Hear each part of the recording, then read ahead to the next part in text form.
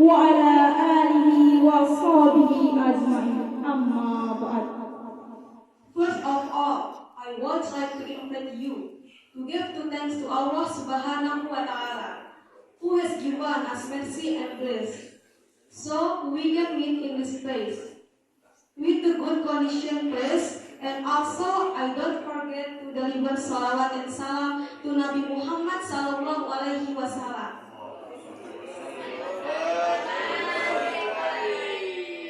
who has brought us from the darkness to the brightness, so we are always in the right way. Izinkan kami untuk membawakan sebuah ceramah yang berjudul Pemuda masa kini adalah pemimpin masa depan. Rasulullah Sallallahu Alaihi Wasallam pernah bersabda, tiang suatu negara adalah pemuda-pemudinya. Hasan al-Banna, tokoh pergerakan di Mesir, mengatakan bahwa setiap kebangkitan maka pemudalah pilarnya, dan setiap pemikiran maka pemudalah pengibar panji-panji. 1400 tahun yang lalu, Ali bin Abi Thalib mengatakan, Ar-rijalul yaum syubbanul ghad. Pemuda hari ini adalah pemimpin masa depan. Tak lupa pula Bung Karno mengatakan dalam pidatonya dengan lantang, Beri aku 10 pemuda, maka akan kugoncangkan dunia. Dan beri aku 1000 orang tua, maka akan kucabut seluruh dari akannya. Begitulah pemuda digambarkan. Pemuda mempunyai energi yang sangat luar biasa dahsyatnya. Pemuda mempunyai power yang sangat besar, teman-teman. Maka kenapa pemuda diidentikan dengan perubahan atau agent of change? betulkah pemuda adalah agen perubahan? Pemuda diibaratkan matahari di jam 12 siang paling terik, Paling terang paling bersinar, dan paling membara. Itulah pemuda digambarkan. Mari kita buka lembaran sejarah di mana pemuda zaman dahulu mampu mengguncangkan dunia, Mampu memperoleh tinta emas, mengharumkan nama Islam, dan mampu membawa Islam memenangkan peradaban. Inilah kisah heroik seorang pemuda berusia 21 tahun mampu menaklukkan Konstantinopel yang selama berabad-abad lamanya tidak bisa ditaklukkan oleh generasi-generasi sebelumnya. Teman-teman tahu Muhammad Al-Fatih? Tahu. Tahu ceritanya? Belum tahu. Konstantinopel merupakan kota yang memiliki pertahanan yang sangat kuat. Ia dikelilingi oleh 3 lautan, Laut Marmara, Selat Bosporus, dan Selat Tanjung Mas. Namun, ketika menaklukkannya ada salah satu jalur yang tidak bisa dilewati oleh pasukan Utsmani, yakni Laut Selat Tanjung Mas. Kenapa tidak bisa dilewati?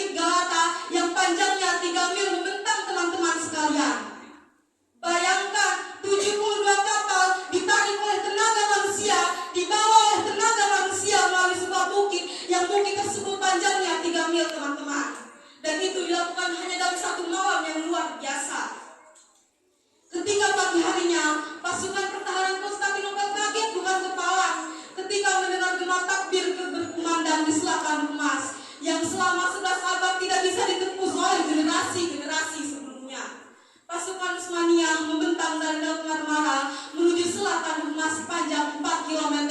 Allahu Akbar! Allahu Akbar. Allahu Akbar! Allahu Akbar. Ketika itu dilaksanakanlah sholat berjamaah yang merupakan sholat yang mempunyai sepanjang sejarah dan diimani oleh seorang pemuda berusia 21 tahun yang bernama Muhammad Al-Fatih. Mari kita bandingkan dengan pemuda zaman sekarang. Mungkin kalau Muhammad Al-Fatih hidup kembali di zaman sekarang, ia akan geleng-geleng kepala dan bahkan menangis melihat keadaan kondisi pemuda zaman sekarang. Di mana pemuda berusia 21 tahun saat ini hanya angkat dagu, betulkan kerah baju, merasa bangga karena bisa menaklukkan hati seorang wanita. Muhammad Al-Fatih 21 tahun mampu menaklukkan Konstantinopel yang selama berabad-abad lamanya tidak bisa ditaklukkan. Di saat kebanyakan pemuda berusia 8 tahun mulai menghafal lagu-lagu orang dewasa, cinta, Galau, dan lain sebagainya, Muhammad Al-Fatih, ia berusia 8 tahun sudah mampu menghafalkan seluruh ayat Al-Quran.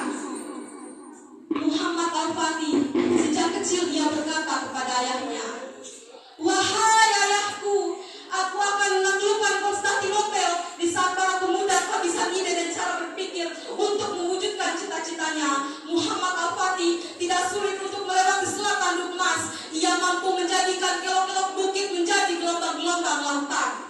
maka teman-teman sekalian, yang bisa kita ambil dari kisah Muhammad Al-Fatih bukan seberapa besar kita mampu, Bukan seberapa besar kita berikhtiar, tapi seberapa besar juga kedekatan kita dengan Allah.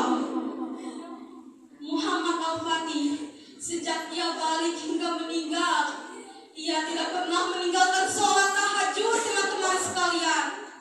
Maka ketika itu muncul pertanyaan dalam diri kita, apakah mungkin kita bisa seperti Muhammad Al-Fatih? Mungkin. Maka pertanyaannya bukan mungkin atau tidak mungkin, bukan bisa atau tidak bisa, tapi mau atau tidak mau, karena masa depan adalah milik mereka yang mau memperjuangkannya. Maka dari itu teman-teman, tugas kita sebagai pemuda bukan untuk bertahan hidup, tetapi untuk memenangkan kehidupan. Jangan ingin jadi pemuda di bawah rata-rata ataupun rata-rata, jadilah pemuda di atas rata-rata. selamat meraih mimpi, Selamat merajut mimpi, dan semangat untuk berjuang karena perjuangan adalah pergerakan. akhir kalam teman-teman, mari ikuti kata-kata saya. I want to be the agent of change. I want to be the agent of change. Sekali lagi, I want to be the agent of change. I want to be the agent of change. Kita ingin menjadi agen perubahan di masa mendatang. Kalau sekarang Konstantinopel sudah ditaklukkan, maka suatu saat nanti tidak ada yang tidak mungkin. Kota Roma yang sekarang masih berdiri kokoh tidak bisa ditaklukkan dengan cara apa? Berdakwah salah satunya. Inilah yang bisa kami sampaikan teman-teman. We apologize if there are mistakes in speaking. Kami mohon